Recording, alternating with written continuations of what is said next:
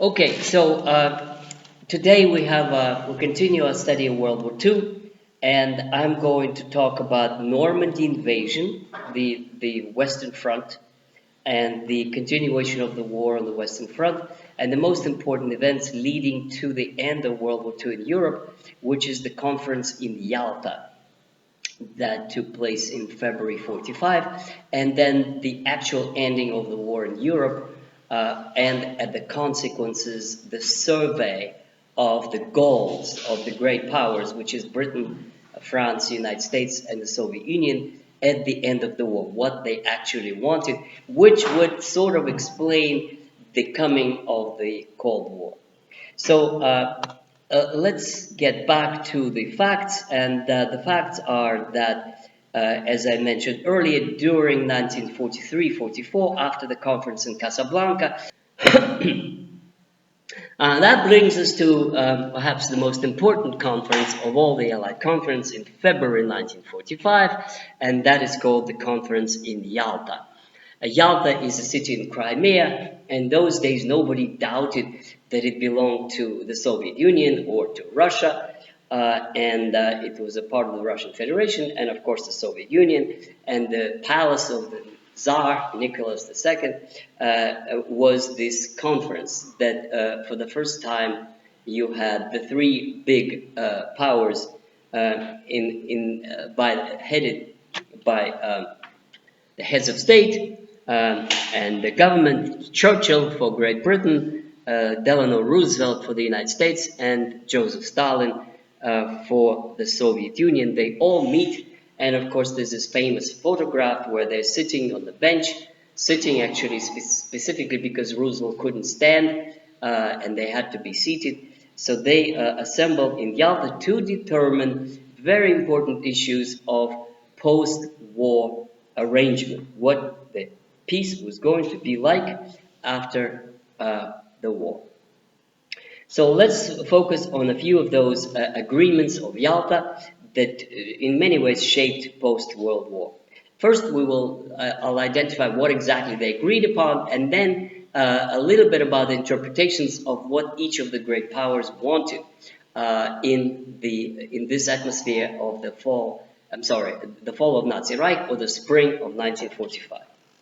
So the most important and long-term effect of the meeting in Yalta was the decision to create the United Nations as an organization that would follow in the steps of the League of Nations.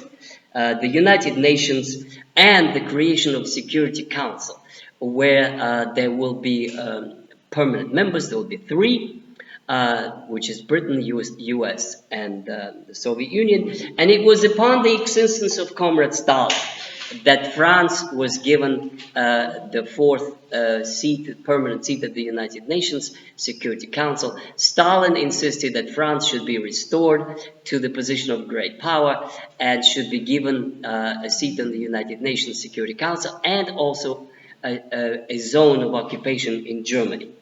So I think the French should be grateful to Comrade Stalin. The British didn't want to give them that seat, by the way. And the Americans were particularly indifferent, but it is on Stalin's insistence that France was elevated to the position equal to the victorious powers, even though during World War II, France was not doing its contribution, but rather was collaborating with the Nazi in Vichy government. Okay, so Security Council, permanent members, the purpose of the United Nations obviously was to keep peace and to create an institution to resolve conflicts in the future. There was a lot of debate about who should be represented, how much. The Stalin wanted 16 seats, equal to the number of Soviet republics in the Soviet Union.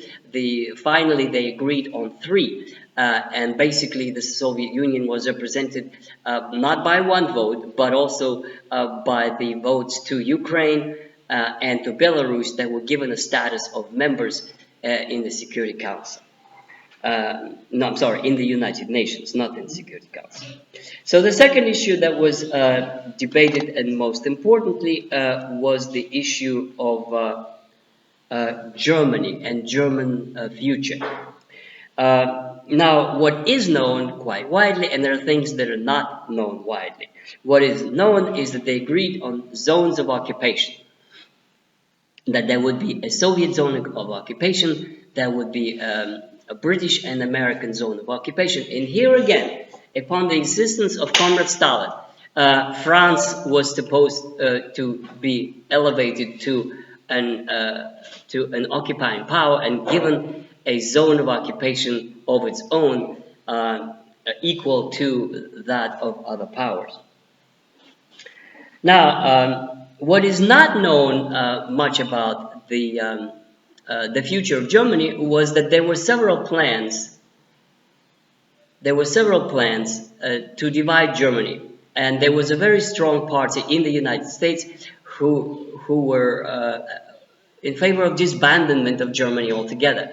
Morgenthau was a secretary in Roosevelt's government, and there were others who basically said that Germany caused World War I and World War II, and therefore it had to be punished, and it had really dramatic plans of deindustrialization, destroying German industry, breaking it up into 4 or 5 states, and basically making it so weak that it would never rise to challenge the world peace order. Again, it was Comrade Stalin who actually, the Germans should be thankful for the insistence that Germany should be one. And despite the fact that in the end you did get 2 Germanys from Soviet zone of occupation and the Western ones, what is written in the Allied agreements is that Germany should be one democratic, denazified country. So this is what was agreed in Yalta. Yes, zones of occupation, but one country. And with a program of denazification and demilitarization. Germany was not supposed to have an army. It still pretty much doesn't. Should be limits on German armaments, and that still is effect. Germany would have no air force, which means it still doesn't. So many of these provisions are in effect today. Also, what was decided about Germany is that Berlin is going to be an occupied city. Even though it was clear that the Russians are going to get there first, and they did. They liberated Berlin or took Berlin completely on their own. But it was agreed, and the Russians agreed, that Berlin would be an occupied city, which would consist of 4 zones, and it would last this way for over 40 years. 4 zones of occupation: the American sector, the British sector, the French sector, and the Soviet sector of Berlin. Now about territory. Germany was going to be punished, and Germany would lose quite a lot of territory. In fact, quite a lot. Almost a third of German territory was lost, and mostly to Poland. So the Poles, they hate the Russians and they hate the Soviets, and they say the Soviet regime did incredible damage to Poland, and they just keep raving about how bad the Soviets are. They should be reminded that about a third of today's Poland is territories that Comrade Stalin gave to Poland against the wishes of the British and the French. This is a kind of paradox of history. The British and the French were reluctant to take so much out of Germany and transfer it to Poland. And it was actually Stalin who decided to compensate Poland for the losses, for the fact that it lost Belarus and Ukraine. So basically, the Soviet approach was this. Belarus and Ukraine, which means the Orthodox territories of Poland, they gained in 1920 and lost in 1939. They would remain with Belarus and with Ukraine. And to compensate them, now he didn't have to compensate anything to anybody, but he wanted to be nice to the Poles. And he said to compensate them for the loss of eastern territories, they should get Silesia and they should get Oder, Neisse border, which Oder is the river, Neisse is the river. So this was like moving German border by about 200 kilometers. The areas that never in its history ever belonged to Poland. There were no Polish population at all in these territories of northern Germany. And yet Germany was to be punished, and the Allies agreed finally that half of East Prussia went to the Soviet Union. The other half of East Prussia went to Poland, and in addition to that, Silesia and a big chunk of northern Germany. Now, again, there was absolutely no reason why Stalin could not have kept all of East Prussia as a part of Russian Federation. Today, this is known as Kaliningrad Oblast. It could have, but he was nice. He was trying to be nice to the Poles to earn their good graces, and half of East Prussia, the southern half, was given to Poland, in addition to the lands that I mentioned. Now, all of these territorial wins didn't count much, because what the British are particularly worried about was that the London government, that the Polish government in London, was not going to be admitted to Poland. Stalin didn't want to have what he called London Poles. He wanted to have his communist friends as government. So even though Poland as a country was compensated, they should have been happy. They got a third of territory in addition to what they used to have. They were not very happy because their capitalist friends in London, under the control and direction of British government, were not going to be allowed into Poland. And instead, Stalin promoted Polish communists to power. So basically, Stalin's policy in regard to Poland is very simple. You put your friends in, you put the communists in as a government, and you give them more territory so that they're happy, so that they would be reliable partners in years to come. Now, this is the Polish situation. That Germany, I mentioned, was supposed to be unconditional surrender. In other words, Germany loses its sovereignty. There's not going to be any sovereignty at all. It would be occupied until further notice.